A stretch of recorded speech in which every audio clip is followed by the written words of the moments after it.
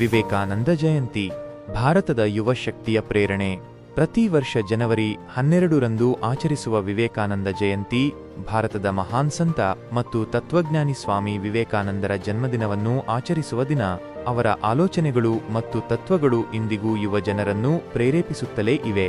ಏಕೆ ವಿಶೇಷ? ರಾಷ್ಟ್ರೀಯ ಯುವ ದಿನ. ವಿವೇಕಾನಂದರು ಯುವ ಶಕ್ತಿಯಲ್ಲಿ ಹೊಂದಿದ್ದ ನಂಬಿಕೆಯನ್ನು ಗೌರವಿಸಿ ಈ ದಿನವನ್ನು ರಾಷ್ಟ್ರೀಯ ಯುವ ದಿನವನ್ನಾಗಿ ಆಚರಿಸಲಾಗುತ್ತದೆ.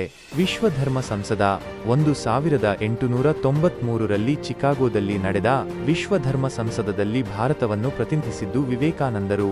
ಅವರ ಭಾಷಣವು ವಿಶ್ವವೇದಿಕೆಯಲ್ಲಿ ಭಾರತೀಯ ಸಂಸ್ಕೃತಿಯನ್ನು ಪರಿಚಯಿಸಿತು. ವೇದಾಂತ ಮತ್ತು ರಾಷ್ಟ್ರೀಯತೆ. ವಿವೇಕಾನಂದರು ವೇದಾಂತ ತತ್ವಗಳನ್ನು ಜನಸಾಮಾನ್ಯರಿಗೆ ಸರಳವಾಗಿ ವಿವರಿಸಿದರು.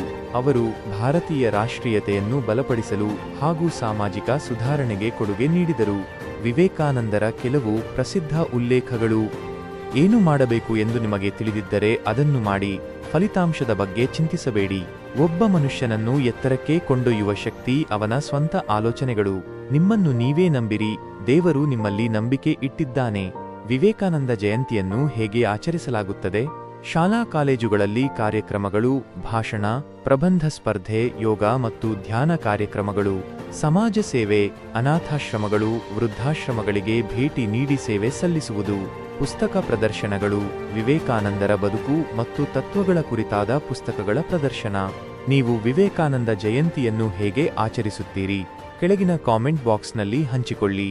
ವಿವೇಕಾನಂದರ ಆಲೋಚನೆಗಳು ನಿಮ್ಮ ಜೀವನದಲ್ಲಿ ಯಾವ ರೀತಿ ಪ್ರಭಾವ ಬೀರಿವೆ? ನೀವು